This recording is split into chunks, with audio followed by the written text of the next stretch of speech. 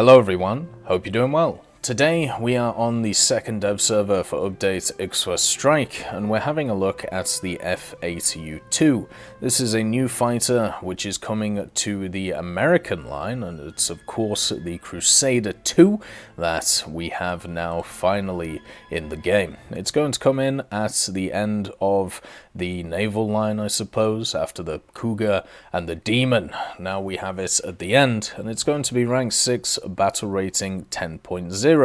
This machine right now is not finished. It does have a few issues with it, so understand that, but we can still have a look at its general characteristics.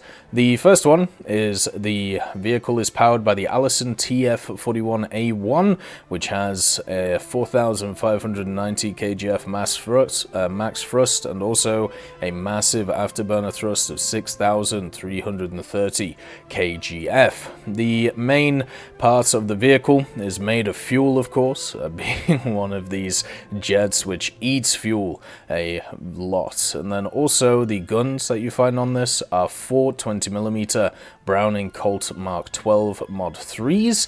These have an ammo capacity of 576 with 144 rounds per gun. You also have a radar in the front, which is going to be useful when engaging certain enemies and finding out where they're at. Modifications wise, the missiles that this thing gets access to are the AIM-9Bs and also the AIM-9Ds.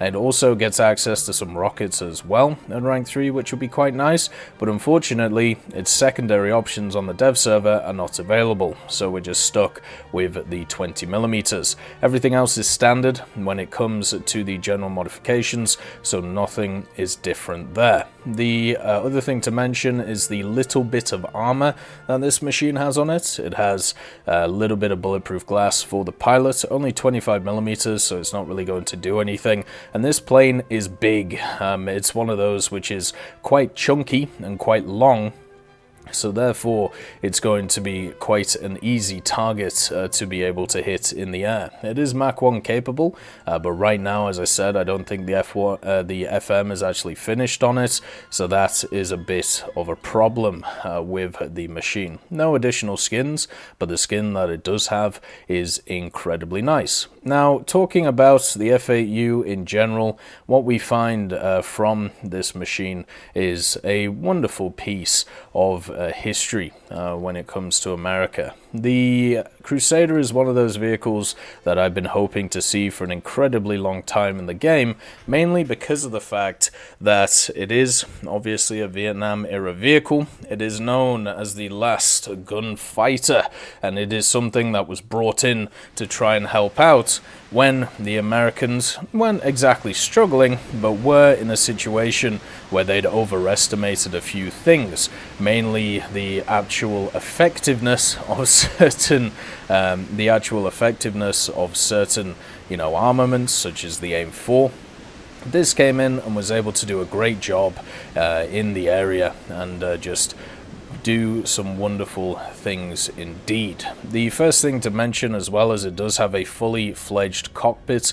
This is all ready to go, and it does look incredibly nice. You obviously have the radar on the front of it as well.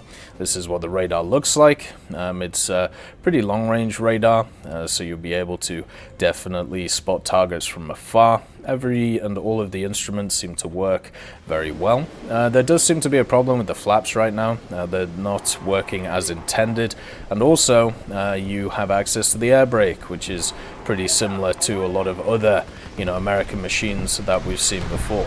Now, when it comes to how this thing flies, it's kind of pointless talking about how it flies, because I really don't think this is completed.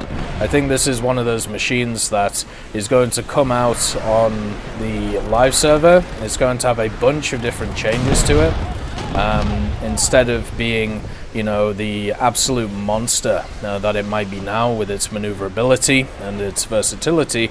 Maybe a little bit slower and a little bit, less maneuverable than it is now. The flaps also seem to have problems. You can actually control them while just rolling, so that is definitely not correct. And the overall acceleration of the machine, I would feel like it would be a little bit better when it actually gets added to the game. So for me, I wouldn't say this thing is finished yet. I would just say it's in a place where we're able to test it. Obviously, we're able to, test out the guns and see how well they work. But I don't think it's worth even, spending too much time talking about how it's going to fit in the game. Is the BR of 10.0 correct for it, or anything like that? The fact that we do have more vehicles which are not pushing the meta though, we don't have more and crazy amounts of 10.7 vehicles which are going to be as competitive or even more competitive than stuff like the Phantom and the MiG-21 bis, only tells me that that is a positive. One of the things that we've seen quite a lot recently over the last year with the addition of the F104s and also the addition of many other vehicles to the BR brackets is the fact that they've been able to push the BRs up to 10.7. And with the additions of more machines like this, it just means that we can now expand that BR bracket a little bit more, so we can slowly but surely push some of those 10.7s up to 11.0 and then fix that thing that many people have been asking for, which is of course a fix to BR decompression. And BR decompression in general is one of those hot topics which is talked about a lot by the overall community, and one of the big fixes to BR decompression is just adding more stuff, filling out the BR brackets so you get more players playing those little BR brackets, and therefore you can push around different machines to different brackets because they have more statistics attached to them, and they also will have way more playtime instead of before, where maybe some people will leave them alone because of the fact that they've been getting twatted by the higher BR vehicles. As someone who's played the T2 and nearly spaded it at this point, it is night and day when you play in a 10-7 match or a full 10-7 match compared to playing in, let's say, a 10-3 to a 9-3 or a 10-0 to a 9-0 match. You feel very confident in those matches, but when you are fully up-tiered, it just doesn't feel nice at all. And I feel like with the Crusader and other additions such as the F5, which will probably drop to either 10.3 or 10.0, I highly doubt that thing stays at 10.7. That means that we're going to have these areas and these BR brackets filled out a little bit more, so therefore the choices or the discussions can be had once again of pushing forward the higher BR vehicles to 10.7. And that's mainly why I'm personally happy to see the Crusader. I'm sure a lot of other people will be happy to see it just because of its prowess on the battlefield and just because of its history that is behind it. One of the things that can never be understated is how useful this vehicle was in real life and how it really did change the game when it came to conflicts that America found themselves in.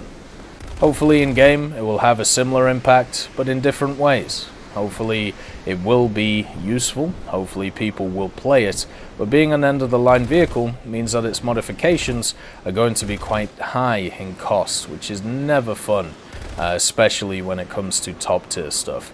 Normally if it's around about 8.0 and it's a 250,000 RP vehicle, you can get around that, it's still not too bad, but then once you're at this tier, there's no running away from the mod cost. The mod cost is always going to be high, and it's always going to be something that's going to be daunting for a lot of people, especially since there isn't too many modifications for the vehicle itself. So either it would be nice to see more modifications for the vehicle in the forms of either secondaries or in the forms of specific modifications added, or maybe what they do is they get rid of the ridiculous rule that if a vehicle is at the end of the line, then it will have ridiculous high RP costs. We're having a ton of vehicles added in this update which are going to be end of the line vehicles, and I feel like a lot of them are not going to see as much play as they deserve to have, mainly because of the fact that they will have ridiculous mod costs, and not everybody wants to GE through their vehicles. Anyway, I hope you all have a wonderful day, and I'll see you next time. I'd just like to thank Teddy, John Ryman, Universe, Conte Baraka, Trigger Hippie, Eugens Terry, Ambrosius McClellan, Daniel Stanton, Martinez B. Young, Hosest Kishol, Hans, Bareen, and Samuel Schlick for supporting the channel.